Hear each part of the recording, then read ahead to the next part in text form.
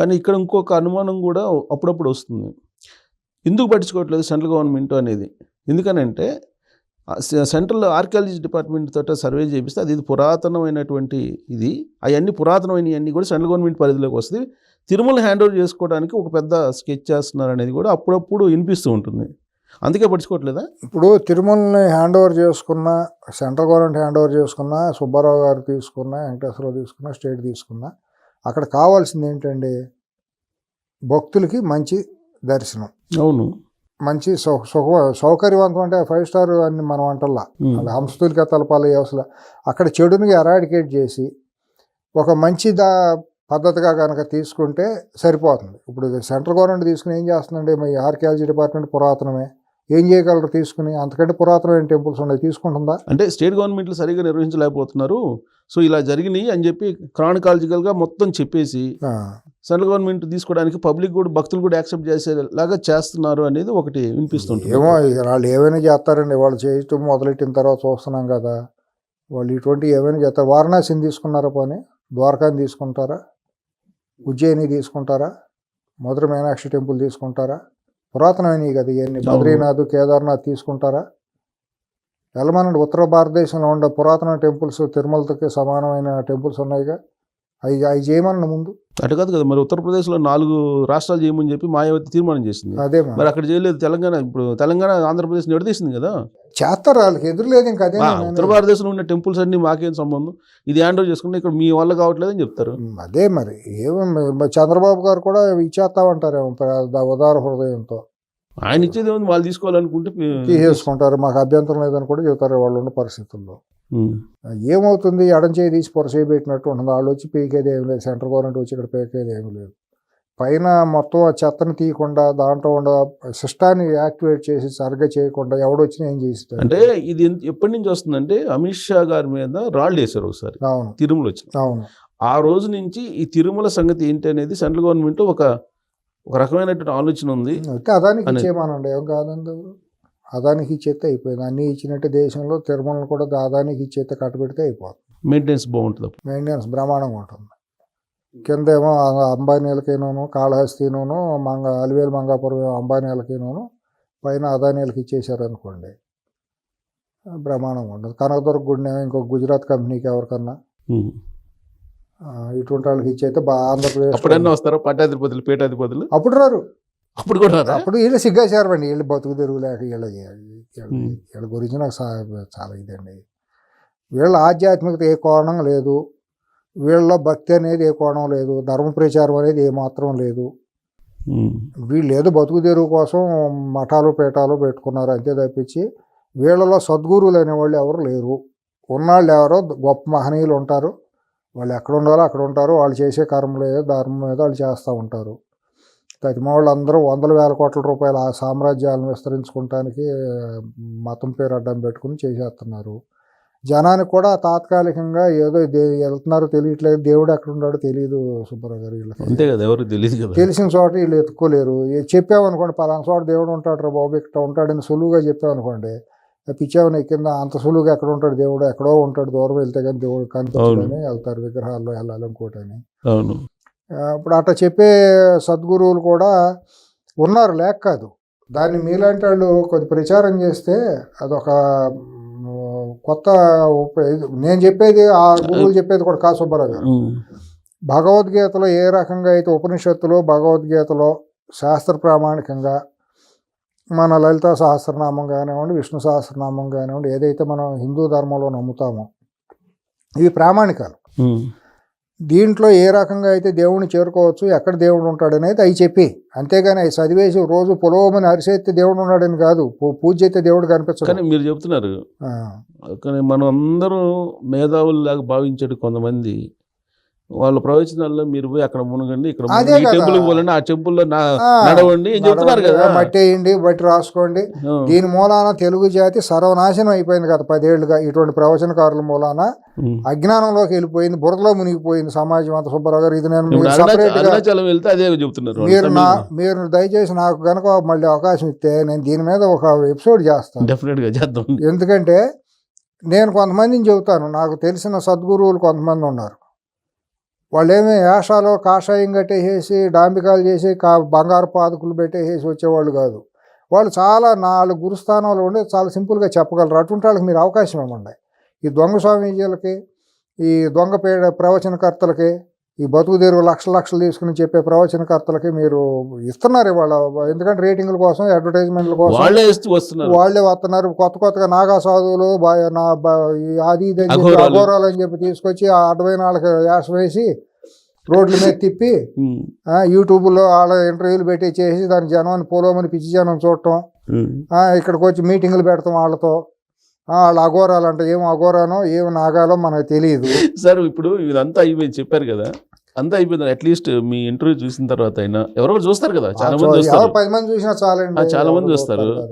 వాళ్ళు చూసిన తర్వాత అయినా అట్లీస్ట్ వీటన్నిటి మీద ఎవరైనా ఒక స్వామీజో లేకపోతే మఠాధిపతి పీఠాధిపతి వచ్చి నమస్కారం దీక్ష చేస్తారు. అట్లా చేస్తే మాత్రం నాకేం భేషజం లేదండి. నేను ఒకళ్ళు ఎక్కువ ఒకళ్ళు తక్కువ అన్నాను. నేను నాలాగా మీరు మీలాగా నేను. అంతే. జ్ఞానం మనకంటే గొప్పది. ఎవరైతే జ్ఞానవంతులు అయిన సద్గురువులు ఉంటారో వాళ్ళ పాదాలకు మనం నమస్కారం పెట్టాల్సిందే. సమాజానికి ఎవరైతే మంచి మాట చెప్పి మంచి మార్గంలో నడిపిస్తారో వాళ్ళకి మనం పాదాలకు నమస్కారం పెట్టాలి, వాళ్ళని అనుసరించాల్సిందే. వాళ్ళలో గొప్ప తక్కువ అనేది లేదు. వాళ్ళకి నేను ఎప్పుడూ వాళ్ళకి గౌరవం ఇస్తాను. గురువులు, సద్గురువులకి, మహనీయులకి, మేధావులకి ఎవరికైనా నేను గౌరవిస్తాను. వాళ్ళని మనం శంకించడానికి లేదు. కాబట్టి ఎవరన్నా ముందుకు వచ్చి కనుక ఇటు మంచి మార్గంలో వెళ్తే వాళ్ళకి మనం కార్యకర్తలాగా వెనక నడుస్తామండి. మనమే నాయకులు కాదు. వాళ్ళు ఎవరైనా వస్తారో చూద్దాం. రావాలని గతంలో ఒకలామాత టెంపుల్ కట్టాలని చెప్పేసి పరిపూర్ణానంద స్వామి ఉన్నారు ఒక ఆయన ఏదో పాదయాత్ర ఒకటి చేసేటప్పుడు తర్వాత మళ్ళీ ముఖ్యమంత్రి అయిపోవాలని హిందూపురంలో నిలబడ్డాడు. మళ్ళీ హిందూపురం వీళ్ళకి మరి రాజకీయాలు ఎందుకు? వీళ్ళు ముఖ్యమంత్రులు ఎవరు కోరుతారండి? ఒకలామాత టెంపుల్ ఏంది ఐడెంటిటీ క్రైసిస్ కోసం. తర్వాత ఏమైపోతాయి? కనీసం ఇట్లాంటి వాటికి రావచ్చు కదా. రావాలి, నేను అనేది అదే. ఎక్కడో కూర్చుండం కాదు. అసలు ఇప్పుడు ఒక స్వామీజీ వచ్చి చిత్తశుద్ధితో కనుక అక్కడ రోడ్డు మీద నిలబడితే 10 మంది వస్తారండి, 100 మంది చాలదా? ఇప్పుడు భక్తులు వెళ్ళాలి వాళ్ళ మఠాలు ఆశ్రమాలకి. మీరు రాండి వెంకటేశ్వర స్వామి కోసం పోరాడదామండి. భక్తులు కూడా అట్టగే చచ్చారు, ప్రజలు కూడా అట్టగే చచ్చారండి మానసిక రోగంతో. ప్రజ అసలు భక్తి అంటే ఏంటో వీళ్ళకి ప్రజలకు అర్థం కావట్లేదు. మన హిందూ ధార్మిక గ్రంథాల్లో చెప్పినటువంటి ఉపనిషత్తులో చెప్పినటువంటి ఆధ్యాత్మికత లోతులు, భక్తి, దేవుడు అంటే ఏంటనే తెలియట్లేదండి. ఎంతసేపు ఈ ప్రవచనకర్తలు చెప్పే బురదలోని మునగటానికి అలవాటు పడిపోతున్నారండి అజ్ఞానంలో. వీళ్ళు కూడా మనుషులను జ్ఞానవంతులకు చేయటంలా, వీళ్ళకి తెలిసిందంతే. కాబట్టి వీళ్ళు ఆ బురదగుంట స్థాయిలోనే వీళ్ళు చెబుతారు. ఆ బురదగుంటలో నుంచి కమలాలు వికసించాలి, కమలం లాంటి జ్ఞానం వికసించాలి. ఆ జ్ఞానంలో నుంచి మనుషులందరూ గొప్ప గొప్ప యువత కూడా మంచి జ్ఞాన సంపన్నులు అయ్యారనుకోండి, ధర్మం 4 కాళ్ళ మీద ప్రపంచంలో నడుస్తుంది. 10 మందికి మనుషులు ఆత్మ ఇది దర్శనం జరుగుతుంది. ఏంటి మనం ఏంటి, మనుషులు ఏంటి, మానవత్వం ఏంటి అనేది తెలుస్తుంది. ఇప్పుడు ఆ బురద నీళ్ళలో మునిగి రేపు పుష్కరాలు వస్తాయి ఏం చెప్పడం, పైన ఉచ్చలోనూ ఉమ్ములు వేస్తారు, నీళ్ళలో ఇక్కడ మునుగుతారు. మనం చూసాం కదా. దాంట్లో ముందు పుణ్యం రాదు, చర్మ రోగాలు వస్తాయి. అదేమిటి వెళ్ళిపోవటమే. సొమ్ము ఉన్నాడు వెళ్ళాడు, చదువుకున్నాడు వెళ్ళాడు, జడ్జిలు వెళ్తున్నారు, సుప్రీంకోర్టు జడ్జిలు వెళ్తున్నారు, అందరూ వెళ్తున్నారు. కాబట్టి వాళ్ళకి లేని వీడికి తెలుసు. ఈ మధ్యకాలంలో మీరు అబ్జర్వ్ చేస్తుంటారు కదా, గత కొన్ని సంవత్సరాలుగా ముఖ్యమంత్రులు, ప్రధానమంత్రులు ప్రమోట్ చేస్తున్నారు. ప్రమోట్ చేయటం ఏంటి అసలు? చండీ యాగాలు వీళ్ళే ముందేళ్ళు గట్టు మీద కూర్చుంటాం.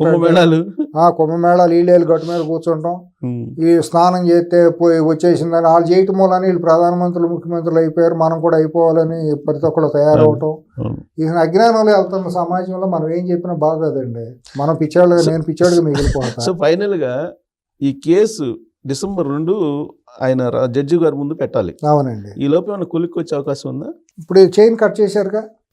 ఇప్పుడు ఇదైతే మెయిన్ చైన్ వచ్చేదండి. సతీష్ గారు ఉంటే ఒక ప్రధానమైన లింక్ కదిలేదండి. ఇప్పుడు ఆ ప్రధానమైన లింక్ ని కట్ చేశారు. దీని వెనక క్రిమినల్ స్కెచ్ ఉందండి. So time taking. ఈ లోపు ఆ జడ్జి బదిలీ అయిపోతాడు. అంతే జరుగుతుంది. మనం గత కేసులు చూస్తే 12 ఏళ్ళుగా జరిగిన అవినీతి కేసులు ఎంతమంది జడ్జిలు అంతేగా. 10 ఏళ్ళు అయిన తర్వాత గ్రావిటీ తగ్గిపోతుంది. కొంతకాలం అయిన తర్వాత అన్ని గుర్తుండదు, మర్చిపోయాను అని చెప్పేయడం తయారవుతుంది. అదే ఇప్పుడు ఎలాగో ఈ కేసు డ్రాగన్ అవుతుంది. ఇంకా ఎలాగో 1 సంవత్సరం 2 సంవత్సరాల కన్నా ఉండరు కదా ఆ జడ్జి అయిపోయిన తర్వాత. ఇక సంవత్సరం కాదు, రేపు పొద్దున పోర్ట్ఫోలియో మారినా మళ్ళీ ఆయన బెంచ్ మారినా ఆయన ముందు రాదు కేసు. ఆ రోజు ఇంకొకళ్ళు ఎవరు వస్తారు మరి ఆయన ఇంటర్ప్రిటేషన్ భారతదేశంలో వాళ్ళ న్యాయ వ్యవస్థలో రోజు రోజుకి ఇచ్చే తీర్పులు బెంచ్కి కోర్టుకి ఒక్కొక్కరికి ఇచ్చే తీర్పులు చూస్తుంటే కేసులు ఇచ్చే తీర్పులు చూస్తుంటే అర్థం కావట్లే ఎక్కడ ఉన్నామో మనం అసలు ఏ ప్రపంచంలో ఉన్నామో ఏంటో. సో కాబట్టి మనం ఆ దేవుడికి వదిలిపెడదాం. ఆయన ఉంటే ఉన్నాడని అనుకుని నమ్మితే ఉన్నాడని అనుకుందాం సార్. అది కేసు అదే ఉన్నాడని అనుకొని ఆ కేసు ఇప్పుడు నమ్మకుండా ఎట్టగా దేవుడిని నమ్మకుండా మనం ఉన్నాం. దేవుడు అనేవాడు భగవంతుడు ఉన్నాడనే పరిపూర్ణంగా నమ్ముతాం. ఉన్నాడు కూడా, ఉన్నాడు, అనుభవిస్తున్నాం కదా ఆ లీలలను మనం అనుభవిస్తున్నాం కదా. కాకపోతే ఏంటంటే ఏం జరుగుతుంది, ఇది ఎంత జరుగుతుంటే అసలు ఏం చేయాలో అర్థం కావట్లా బాధతో. సో ఆ లీలల్లో ఆయన పెట్టే లీలల్లో ఇది ఒక లీల అనుకుంటమే లీల అనుకొని ఈ కేసు లేకపోతే ఈ పాపం ఏంటండి బాబా, విగ్రహాలు తగలబెడతాం ఏంటి, విగ్రహాలు నరికేయటం ఏంటి, రథాలు తగలబెట్టడం ఏంటి, కొవ్వుతోనూ కల్తీతో చేసిన ప్రసాదాలు దేవుడి పేరుతో 5 ఏళ్ళ పాటు నివేదన పెడతాం ఏంటి, ఆ శ్రీవాణి ట్రస్ట్ పెడితే అట్ట కొట్టేయటం, ఎంట్రుకల్లో కొట్టేయటం, హోటళ్ళతో కొట్టేయటం. మరి ఇక్కడ వేరే టెంపుల్స్ దగ్గర కూడా చూసాం కదా ప్రసాదాల పేరుతో ఇదండి. ఇవాళ ఇంకోటి సుబ్బారావు గారు నేను చెబుతాను కదా, ఇవాళ దేవాలయాలు, హిందూ దేవాలయాల్లో జరుగుతుంది ప్రసాదాల పేరుతో జరుగుతుంది అంతా కూడా స్వీట్ షాప్లేనండి. దాంట్లో ఏమాత్రం పవిత్రత లేదు. ప్రసాదం పేరుతో అమాయక జనాలు కొనేస్తున్నారండి. సరే అదంతా పెద్ద వ్యాస్ట్ సబ్జెక్ట్ చెబుతున్నా, ఇది ఒక వ్యాపారం. అదే ఇంకా వ్యాస్ట్ సబ్జెక్ట్. పైన తిరుమల మన సతీష్ చనిపోవడం ఈ కేసు ఇంకా ఇది కూడా అన్ని కేసుల జాబితాలోకి వెళ్ళిపోతుంది. ఆల్మోస్ట్ ఒక ప్రధానమైన లింక్ని కట్ చేశారు, కీలకమైన లింక్ని కట్ చేశారు. మరో అత్యంత కీలకమైన లింక్ ఎవరంటే 2 పోల్స్లో ఒక పోలు ఇంకో రవికుమార్ ఉన్నాడు. రవికుమార్ ఒంటి మీద వెంకటేశ్వర స్వామి వచ్చి అంతరాత్మ గౌరవ తప్పేది అయిపోయింది, నువ్వు నిజం చెప్పి నువ్వు పరిశుద్ధుడు కామగాని కనుక ఆయన ఏమన్నా అంతర్లీనంగా ఏమన్నా ఆదేశిస్తే వచ్చివాడు కనుక అంతరాత్మ సాక్షిగా కనుక జడ్జి ముందు అన్ని అప్రూవర్గా మరి జరిగిందండి అని చెబితే అప్పుడు ఒక కదలిక ఈజీ అవుతుంది.